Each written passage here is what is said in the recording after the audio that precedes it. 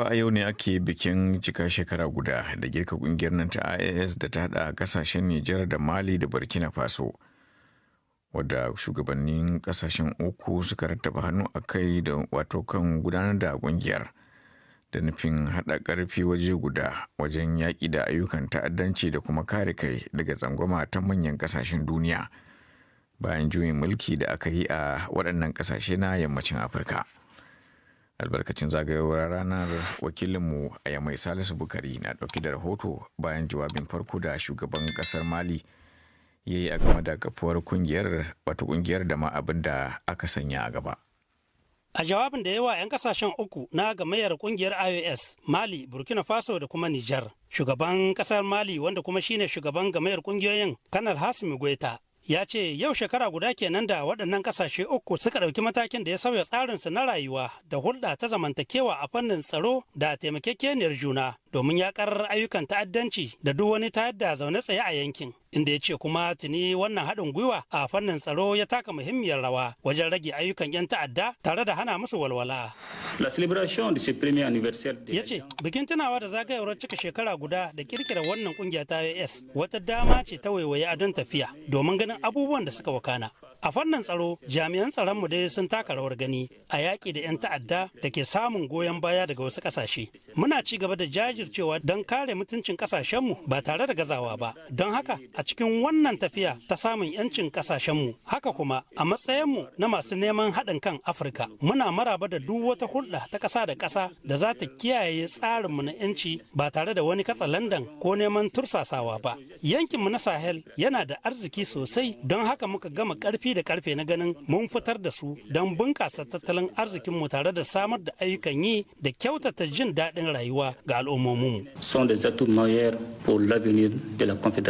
A jawabin nashi, shugaban gamayyar ƙungiyoyin na IAS Kanal Hasimi Goita ya taɓo batun 'yan kasashen na IS da ke zaune a kasashen waje inda ya jinjina musu kan irin gudunmuwar da suke bayarwa don ci gaban yankin kuma a fannin tattalin arziki da kyautata zirga-zirgar jama'a. Gamayyar kasashen na cikin tsarin samar da cikakkar mafita. Muna aiki tukuru wajen inganta hulɗa da tattalin arziki da zamantakewa tare da sauƙaƙa zirga-zirga ta al'ummomi da dukiyoyinsu. Sai da fuskar kungiyoyin fararen hula masu fafutukar kare hakkin jama'a da shimfiɗa kyakkyawar demokuraɗiyya irin su Omar Sule na FCR na ganin cewa ya zuwa yanzu dai kwalliya bata biya kuɗin sabulu ba duk da cewa shekara ɗaya kacal ne wannan kungiya ta yi. Da dalilin da ya sama aka kafa ta na haɗin kai koko a samu haɗin kan sojan wannan ƙasashe su yi yaƙi tukuru kuma a gaca da an ciwo kan wannan ta'addanci wanda yake har yau dai ba ga inda waɗannan ƙasashe suka haɗa ƙarfi da ƙarfe ba